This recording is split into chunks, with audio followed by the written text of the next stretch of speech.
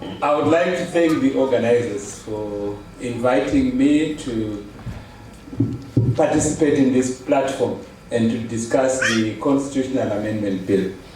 I will try and do justice to the various hats that I am wearing today. The first hat I am wearing, which I will utilize in the first few portions of my presentation, is the hat of a constitutional lawyer. That's, I think, what they also wanted. They described it as a constitutional expert. So I will take that up where I speak in that capacity very briefly, and there are points which I will say that these points are coming from me in my capacity as a constitutional expert. They call anyone can be a constitutional expert. I think the only difference that I have here is that my day-to-day work at the University of Zimbabwe in the law faculty is to teach lawyers, upcoming lawyers, a course that we make compulsory in our law degree. And I think two of the speakers there would be my students, Priscilla and my MP is Araba. They would go through a course called Constitutional Law. So we teach that course and then so forth. So in that capacity, I will address the meeting. Then I will also address the meeting in my second capacity as Lovemore Madhuku, a Zimbabwean citizen. I will say a few things that will indicate that role. Then I will, in another role, the third role, I will speak for the NCA, a political party. And then that role, I will also speak on that I will indicate where I'm speaking for the NCA as the leader of that party. Then fourthly, I will speak, I found it was very popular, in my capacity as a member of Poland. So I will have those four capacities. They will be combined. And that, I think, during the interaction, it is possible for you to see that this view or this position is coming from Lovemore Madhuku, just a Zimbabwean citizen, or Lovemore Madhuku, an expert, or Lovemore Madhuku, a leader of the NCA and the NCA, and Lovemore Madhuku, a member of Poland, and so forth. I will do that. Now I get to my presentation. I want us to imagine 400 years from today, and assuming that we were an audience that is 400 years from 2013. Or if you are finding very difficult to imagine an audience that is 400 years from 2013, you can imagine an audience that is 100 years away from 2013. Let's put it at 100 years or 200 years. And here I'm very serious about that position that I want us to get into. There are countries where the current citizens of those countries are 100 years away from the making of their constitution, or they are 200 years away from the making of their constitution. Imagine you were an American and you are in 2020 in the United States. You would know that your constitution was made in 1787. Is that clear? Yes. You would know that none of your politicians was involved in the making of the Constitution. You would know that. You would know that all of you were not there when the Constitution was made. You imagine yourself as a British citizen, and you would know that the foundations of your Constitution were in 1688. But there you are, your Prime Minister is not part of 1688. I think if you put yourself in that position, you would know that your existence as a country is dependent on two sets of laws. There is a law that you call the Constitution, and then there are other laws. You would know that this law you call the Constitution is a higher law. It's a higher law that need not be made every day. It forms the foundation of your society. And the principles that are put in that Constitution ought to live beyond generations. They ought to outlive generations. That's what you would know. And then you would know that when I elect a government, the governments come into place to run the affairs of state on a day-to-day basis. And they will do that by attending to the day-to-day issues of your society. And that it should be extremely rare for those that you elect for a 5-year or a 4-year term to think about amending the Constitution. That's where I start from. Do we agree with that? That is where, from an expert point of view, I want to put across the position from an expert point of view. A constitution is not a simple document that can just be amended at will. It must be somewhat sacred.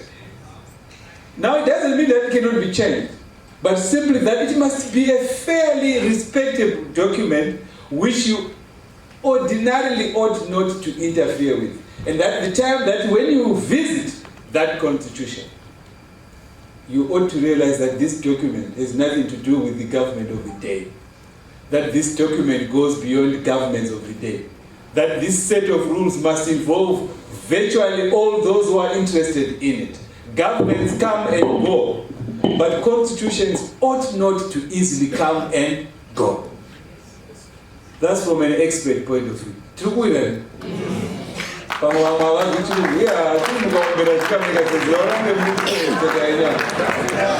the point I want to make, because when you actually go to sister, Madhuku, but out of the sense.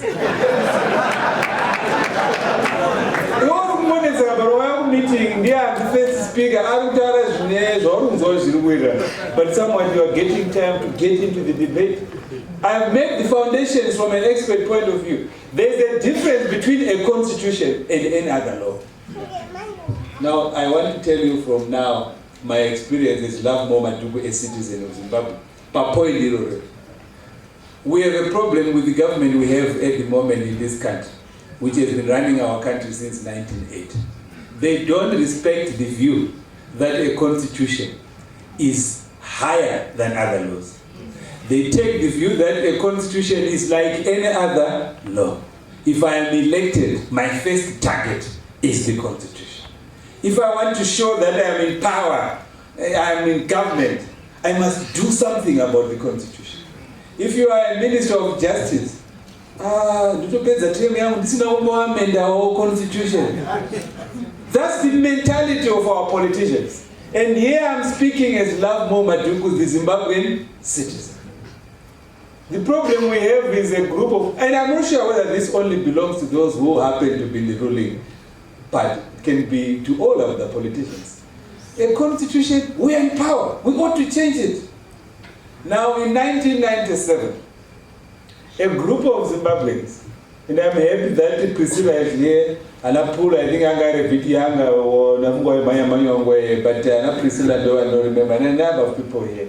We came together in 1997 to found an organization which was premised on the view that a constitution is not just like any other law. That a constitution is above other laws. That the making of a constitution must be different from the making of other laws. And when you want to make a constitution, you must involve the people. And we coined the expression people-driven. It became the most popular expression in this country. More like Zanu-PF with Poland, people-driven constitution. What did we mean by that? We meant that it's not about what the current constitution is saying, but if you want to do a constitution, involve the people. At the time we founded the organization called the NCA, the National Constitutional Assembly. Then it was the civics. But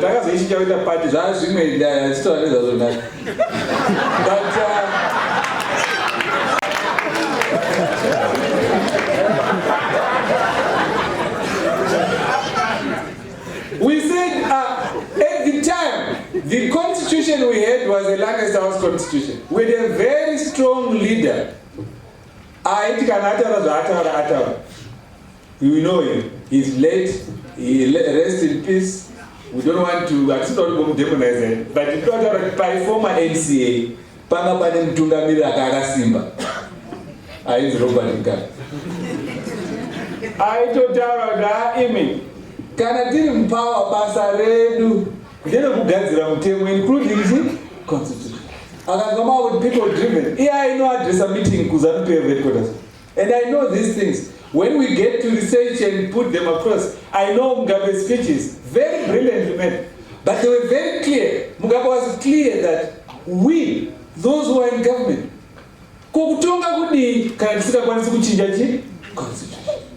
so he would go to a rally. Zanu-PF people will say, that was in 2000, in parliament, opposition, in 2000, 57 teaching. Then man Zanu Ramba Chimita my seats are 120 teach right or there. Vanguard 1 or 2 right opposition, 3 people. Don't go Pawanani 1 time. Then man went on Mugabe. Why would suppose that when opposition. Mugabe will amend the constitution. We are going to create a senate. I tried to and so open like that. I stop vacuuming by the time helicopter yake would zikapana pamuwarare muno. Minister wa Justice Pabo Ainzi Chinamas aniga kuendeza amendment yechi the constitution. Is that clear? Mugabe is addressing a meeting of Zanu-PF politicians who are complaining that we have lost and you have won. Says no, we will introduce it a senate. I thought I would go. Messages that I can say once up. I don't know why why don't tell you already? Can only minister of the justice. President Vatara Chile amend. What time draft a bill regarding the constitution? Within 4 or 5 days, Panagapatwani gazetted amendment number 9. Joshua Bomo Unit 1987 amendment number 9. So every amendment, yeah, we are on the philosophy that a constitution can just be done or undone as long as we are in government. This position has not changed. And I think that's my feeling.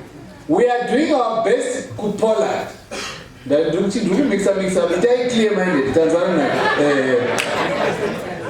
We are doing our best to Poland to take advantage of every power. Kuti vasiyane nefunga iyoyo. Tuzwana. Tikuti kuna ED. Whether we succeed or not succeed, tutaza turi kuita iwo. Tikuti kuna ED. Siyana nenyaya ya Mugabe yekuti constitution inoitwa paunodira. Is that clear? We are saying to the government that is there now, please undo this mentality. Undo this mentality that you can make or unmake it. That's what we are currently seized with that. So please, let me say this. As an expert, a constitution ought not be easy to amend. That's from an expert point. If you then decide to amend it, it must not be the business exclusively of the government of the day. It must go beyond the present parliament, involve as much as possible. And that's what I would say on that. Then I think let me get on and quickly look at this process here. Now I've said that when the NCA was formed as a civic organization, we succeeded in convincing President Mugabe's government, but with a lot of force, a lot of sacrifice, to say to the constitution, in Overgoan, and so forth. Now, Priscilla, Nevamo and 5, Muswa Tagaita, a referendum, Muna 2000. Dova Katanga Kusumba, Vajisungi was a referendum. I think Umuaji Ahushanda wa Indiana is Chris Baptist. I think it was part of your idea. Even the Kurum office here, ED, and also Christopher Baptist. Nana Priscilla, they were about 6. They were arrested. But time I campaign for this. Mugabe had to be forced, asking Kuda to accept that there would be a referendum. Are you clear on this? The law in 2000 did not provide for a referendum. Parliament had to be convened to pass the referendums bill, which became the Referendums Act Muna 2000, because of the pressure coming from the NCA and other groups. Is that clear? Nyangwe zvisiri pamutemo zviisei pamutemo kuti constitution inobva kupi kuvanhu. And President Mugabe had to accept. But that was not after pasina ma-arrest, pasina kurowa. Every time on Twitter, ndona vanhu vanenge vachingondiwanzira vakamboisa picture yandakarohwa vachingonzaiwo haungosina kurohwa iwo wangamborusaidi kwezanu akarohwa nditsvangirai. I mean, that's what they say. So I don't respond to those things, obviously. Because I'm talking about the life of the struggle in this country to make the point that a constitution ought not be simply the word of the ruling politicians. May I leave that point? Imimba we are to understand it. Chairperson, Mahia was not chair or director, I think director. But Mahia, Wanda is if Tiripanaba take us to Tagaitamuno, Karakisinga Billy, Artombo pass, Artombo.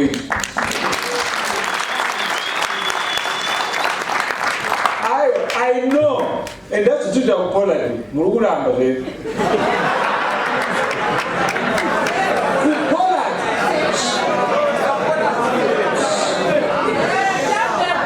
I will, in Zaiga, I have told you that I was speaking all this. So what we are doing there, what I'm saying.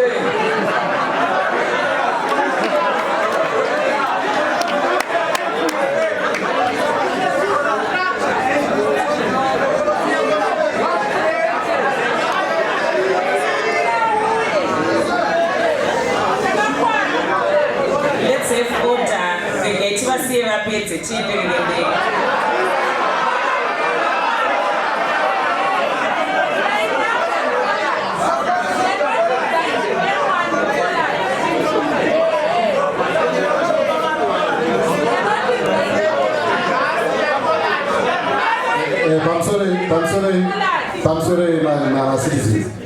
Can I have a conversation about that? Do democracy at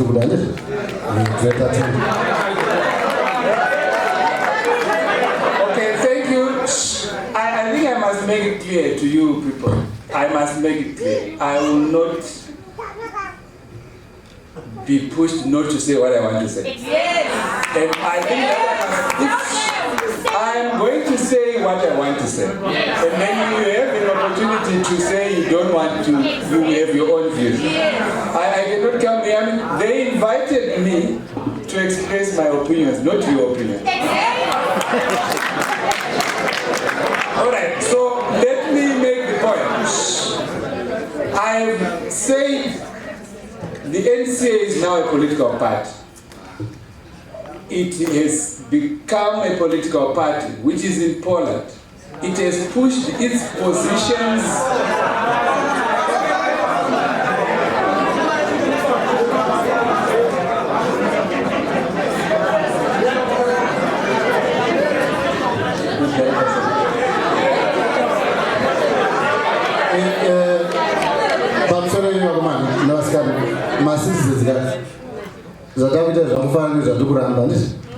because I would dictate the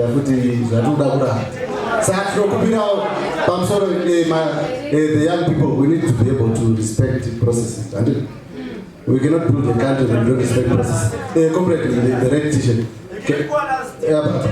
But you are going to get a chance, comrade, to respond. To go it's our respect. Thank you, comrade. Thank you, comrade. Let's be quiet. Let's respect each other and respect processes. Thank you very much. And because thank you very much.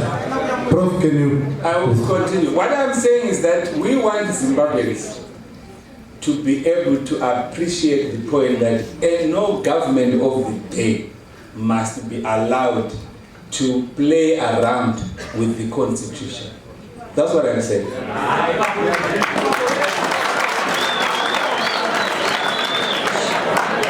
And that when we push for that, we use different platforms. for that position. And when I choose my own platform to push that position, you can choose your own platform as long as we are pushing in that direction. And I'm insisting that we will be doing that within Poland. Now, let me move on. Yes, I need that. I think it's non-negotiable.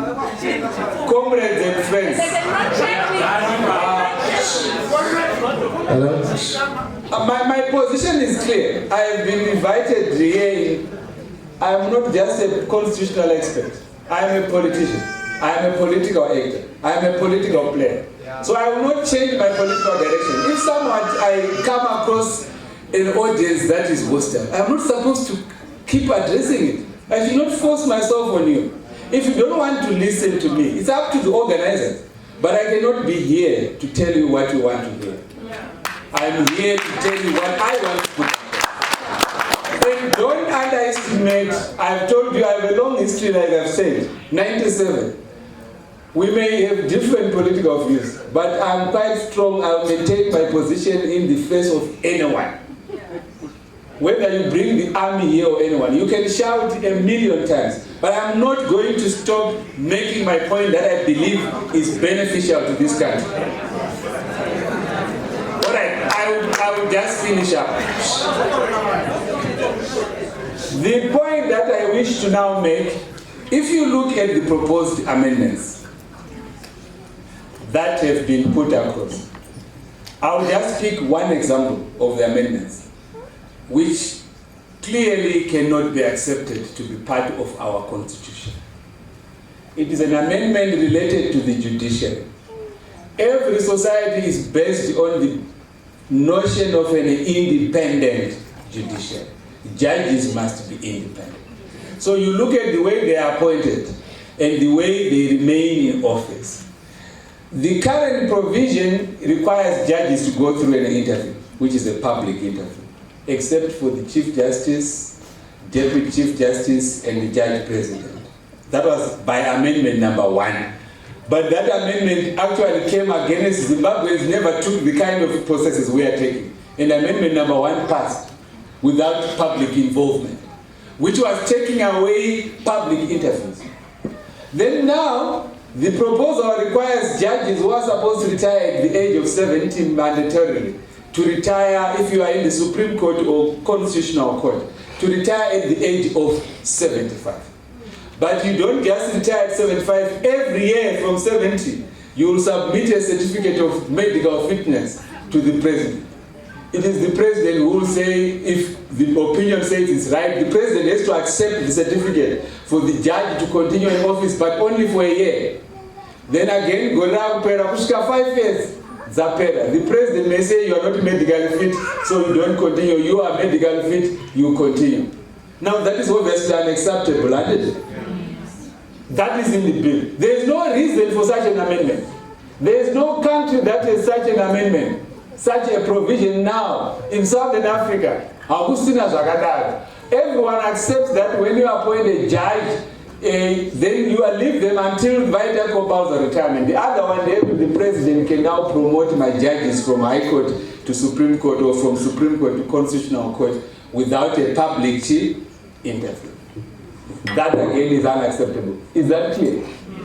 Priscilla will give you other provisions, and I think Paul will do that, Nigerians. We can go through each of them, but I would suggest that let us for now, in relation to amendment number 2, not concentrate on the specific provisions. Let's fight one issue for now, that let's not allow the government to proceed in amendment number 2. Let's allow an overall discussion here. Some amendments we would want in the Constitution for purposes of making the next elections in 2023 freer and fairer. So you don't allow the government of the day to propose amendments which do not address the things that we believe ought to be addressed. No, you didn't want to hear what we're discussing in Poland. We have already put across in Poland a list of our proposals. We have a document that will, to those who will receive it, which lists no less than, I think, 31 areas of our electoral law. Some of them which will require constitutional amendments. I can give you an example. The bill proposes that you remove the running mate clause, and then in the place of the running mate clause for succession, you then say that we will get the president who takes over from the political party of the president. Wangari. So November, we got ED from nowhere. He came from a meeting here. Yes, we are saying from nowhere as a nation. He came from Zanu-PF. But a political party ought not to be the interest of all of us. Now, it applies not just to Zanu-PF. I know because there are succession issues that are going to MDC Alliance. I was.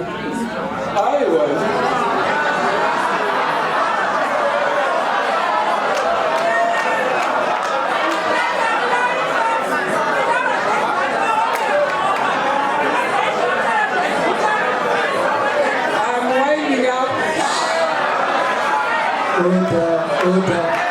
Thank you, baby.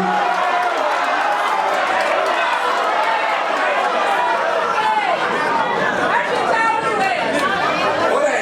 The point I'm making. Okay. We must not put in our constitution. We must not put in the constitution of the country a provision that is dependent on what happens in a political party. That's the point I'm making. We must never say in our constitution of Zimbabwe that if a sitting president dies or resigns, we will wait to hear what the political party of that president is saying. No, that is not the best way of running a country. Political parties remain the prisons of those people who are in those political parties. But the country is run on the basis of either an election, by the people on direct election, or you have parliament as an institution sitting as an electoral college. Where political parties have influence, they must do the influence within parliament, but not never to allow a political party to sit there and say, I'm giving you this president and so forth. That's the point I'm making. And on that point, I'm making it right across the world. That's what they do. So my point is this. This is an opportunity for Zimbabweans to unite, regardless of where you are coming from. To say no to the government of the day tampering with the Constitution. But we agree that the Constitution must be amended in those areas where we want to improve our democracy. It must be amended in those areas where we want to deepen our democracy.